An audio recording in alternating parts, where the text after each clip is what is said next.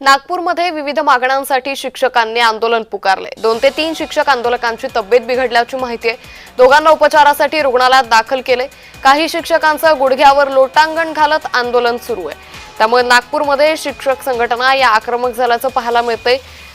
तर 2 ते 3 शिक्षकांची तब्येत बिघडल्याची माहिती ही समोर येते। दोघांना उपचारासाठी रुग्णालयात दाखल करण्यात आलेले।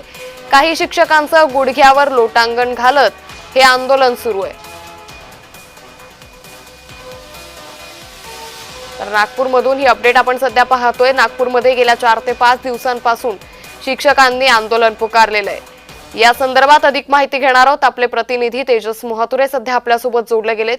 तेजस, आपण पाहतोय शिक्षकांचं हे आंदोलन आता अधिकच तीव्र होत चालल्याचं पाहायला मिळतंय। काय एकंदरीत अपडेट? नक्कीच आपण जर बघितलं असेल तर आज अधिवेशनाच्या शेवटचा दिवस आणि शेवटच्या दिवशी जर बघितलं असेल तर आंदोलक जे आहेत ते आक्रमक झाल्याचे चित्र आपल्याला सध्याच्या घडीला पाहायला मिळत आहे।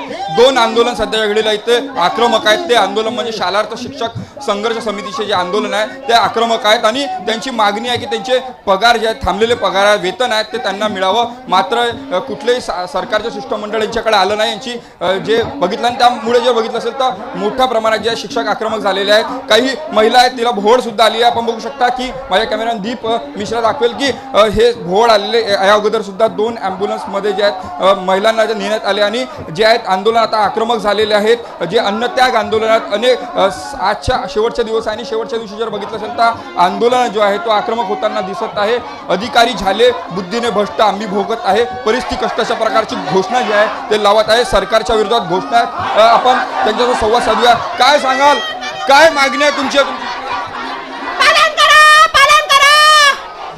काय काय शिष्टमंडळ मंडळ आले नाही। आपण बघू शकता की जे मोठ्या प्रमाणात जे आहेत ते आंदोलक येत आहेत। काय काय मागणी घेऊन तुम्हाला काय मागणी आहे? शिष्टमंडळ तुम्हाला भेटायला आलं नाही काय या संदर्भात? सर, आमची एकच मागणी आहे की आमचा सुरळीत असलेला पगार शासनाने जो थांबवलेला आहे 10 महिन्यापासून, हा पगार सुरू करावा। आणि तसे आम्हाला हायकोर्टाचे निर्देश आहे की 2 आठवड्यामध्ये शिक्षकांचे पगार रिलीज करण्याचे दिल्यानंतरही हे सरकार, या सरकारमधील प्रशासन आणि प्रशासनातील अधिकारी मात्र त्याची दखल घेत नाही आहे। हे अधिकारी आम्ही जेव्हा त्यांना निवेदन द्यायला गेलो की तुम्हाला हायकोर्टाचे आदेश असताना, तर त्यांनी आम्हाला स्पष्ट आणि अशा भाषेमध्ये सांगितलेलं आहे की आम्ही सुद्धा हे आमचं हायकोर्टापेक्षा सुद्धा आमचं हे न्यायालय आहे। कुठलं शिष्टमंडळ आलं नाही का तुम्हाला भेटायला? कारण की आज शेवटच्या दिवस अधिवेशनाच्या अशा वेळी शिक्षण राज्यमंत्री असेल किंवा शिक्षण विभागातून कुठे अधिकारी आला नाही, समजूत काढली नाही संदर्भात?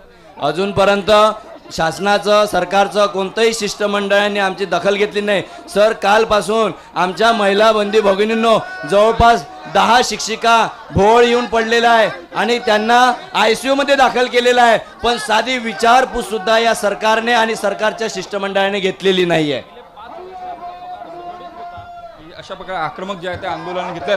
2 जे आंदोलन पोलीस आहेत आणि त्यामध्ये जर बघितलं असेल तर मुख्यमंत्री प्रशिक्षणार्थी जे तरुण आहेत त्यांचे सुद्धा आंदोलन एकीकडे सुरू आहे आणि ते सुद्धा आक्रमक पवित्रा या संपूर्ण आंदोलनात घेत आहेत। काल जर रात्री बघितलं असेल तर अनेक तरुणांना जे आहे ते पोलिसांनी त्यांना नेहरू शाळा नागपुराची तिथं राहायची व्यवस्था केली होती। मात्र सकाळपासून पुन्हा एकदा आंदोलन आक्रमक झालेलं आहे। या संदर्भात जर बघितलं असेल तर हे सगळे प्रशिक्षणार्थी विद्यार्थी होते, यांना समजा त्यांच्या कंत्राटदार तो संपला आणि त्यामुळे आता यांच्याकडे रोजगार राहिलेला नाही। त्यामुळे हे संपूर्ण जे आंदोलक आहेत त्या पेटले आहेत। आपल्यासोबत काही आंदोलक आहेत, त्यांच्याशी आपण चर्चा करण्याचा प्रयत्न करू। काय सांगाल, काय एका अर्थाने आपली मागणी असणार आहे? कारण की काल आपल्याला पोलिसांनी नेलो, तर काय सांगाल? नमस्कार सर, मी धाराशिववरून आलेली आहे।